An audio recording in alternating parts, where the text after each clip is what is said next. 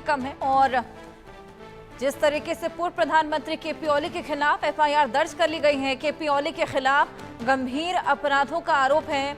ओली ने 9 सितंबर को पीएम के पद से इस्तीफा दे दिया था। जनजातीय युवाओं की आलोचना के बाद ये इस्तीफा दिया था।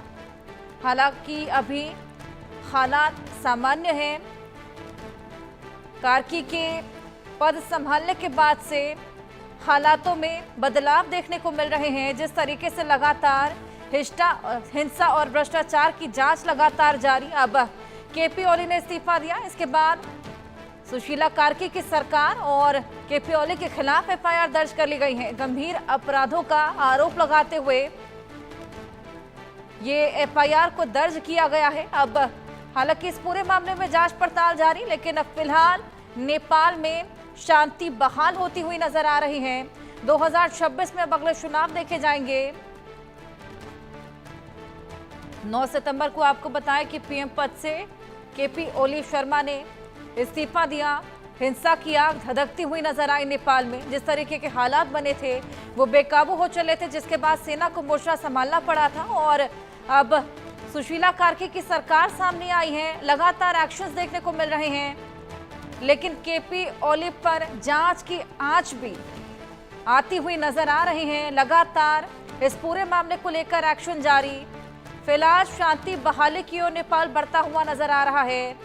स्टूडेंट्स जो लगातार प्रोटेस्ट कर रहे थे, जेनजी जो लगातार प्रोटेस्ट कर रहा था, फिलहाल वो शांत हैं और फिलहाल वायलेंस खत्म होने की कगार पर है। जिस तरीके से लगातार तोड़फोड़, पथराव, आगजनी और हमने देखा कि पीएम के आवास से लेकर तमाम संसद भवनों को भी जिस तरीके से निशाना बनाया गया, अभी फिलहाल वो हालात खत्म होते हुए नजर आ रहे हैं।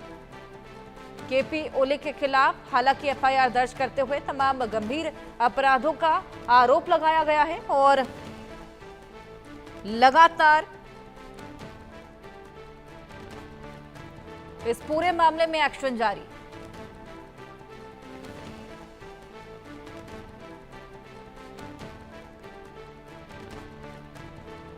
नौ सितंबर को पीएम पद से इस्तीफा दिया था केपी ओली ने। जनजातीय युवाओं की आलोचना के बाद इस्तीफा दिया।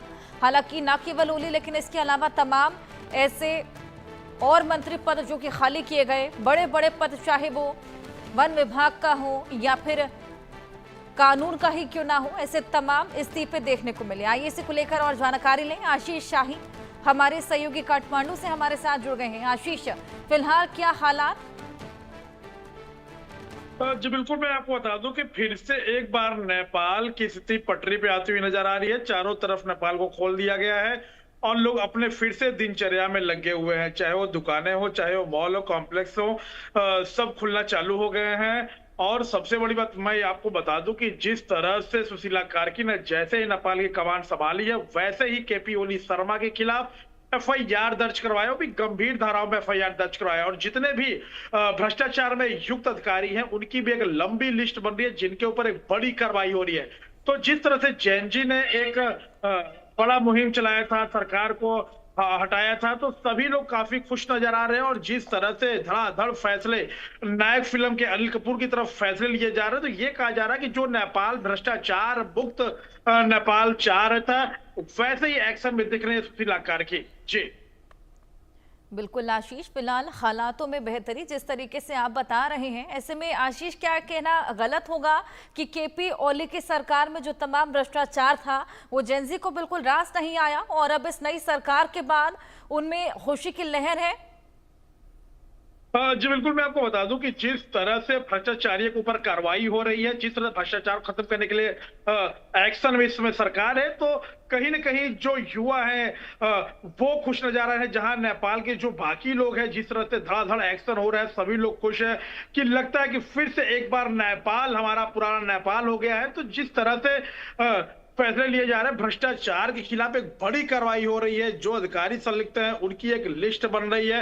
यानी ये कहा जा रहा है जो भ्रष्टाचारी है नेपाल में, उनका बुरा हाल है और जल्द ही उनके ऊपर भी बड़ी कार्रवाई होने जा रही है। जी बिल्कुल, यह बेहद बड़ी कार्रवाई जल्द ही देखने को मिलेगी। और जिस तरीके से लगातार ये भी बताया जा रहा है कि केपी ओली शर्मा पर तमाम गंभीर आरोप लगाए गए हैं, कौन कौन से वो आरोप? जी बिल्कुल, मैं आपको बता दूं कि जिस तरह से नौजवानों के साथ पीड़न से लेके एक-एक केस, जिस तरह से भ्रष्टाचार में युक्त, जिस तरह से अधिकारी भ्रष्टाचार रखे गए थे, आरोपों के बाद भी उन्हें हटाया नहीं गया था।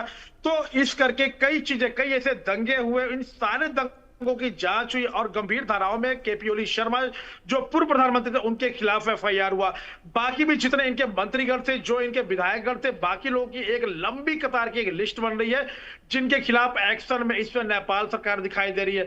चूंकि सेना, पूरे नेपाल में सेना अब आ गई है, तो सेना जब भी नेपाल में रहती थी, तब नेपाल में एक सुचारू सरकार चलती थी। जिस तरह से सेना फिर से नेपाली कमान संभाल ली, तो नेपाल वासियों में काफी खुशी का लहर देखने को मिल रहा है। जिस तरह जहां पे तोड़फोड़ आगजनी हुई थी, फिर से लोग सुधरने में लगे हुए हैं, फिर से लोग अपनी दिनचर्या में लगे हुए। तो ये कहा जा रहा है, नेपाल के अगल बगल जितने भी इनके स्टेट है, जितने भी इनके शहर है, सारे शहर बिल्कुल सामान्य स्थिति में आ गई हैं। अगर काठमांडू की बात करें, तो काठमांडू में काफी कड़ाई है, लेकिन कहीं भी कोई नारेबाजी नहीं है, कहीं भी कोई धरने में नहीं बैठ रहा, कहीं किसी को दिक्कत नहीं है। यानी ये कहा जा रहा है खुशहाल एक माहौल बना हुआ पूरे नेपाल में, और सभी लोग को इंतजार है कि भ्रष्टाचारियों पर सख्त सख्त कार्रवाई हो।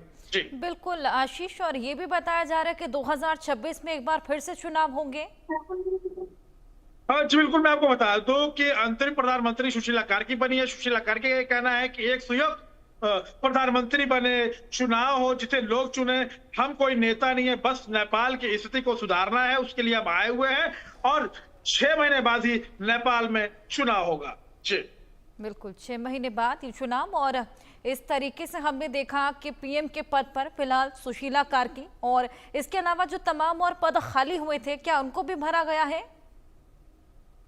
जी बिल्कुल, मैं आपको बता दूं कि उनको भरने की कवायद चल रही है। जिस तरह से जो भ्रष्टाचारी मंत्रीगण थे, जो भ्रष्टाचारी नेतागण थे, जो भ्रष्टाचारी सांसदगण थे, सभी लोगों पर कार्रवाई की जा रही है। अभी फिलहाल पूरे नेपाल की या पूरे विश्व की अगर बात करें, तो जिस तरह से इस समय एक्शन में नेपाल सरकार है, जोरदार एक्शन में नेपाल सरकार है, जो जनजी के लोग, यानी जो यंगस्टर जो चाह रहे थे कि भ्रष्टाचार मुक्त नेपाल हो, तो सभी को एक इंतजार है। और जिस तरह से शपथ लेते ही केपी ओली शर्मा के ऊपर एफआईआर हुआ, जिस तरह से भ्रष्टाचारी अधिकारियों पर कार्रवाई हो रही है, जिस तरह से उनके और लिस्ट तैयार हो रहे हैं, तो इस समय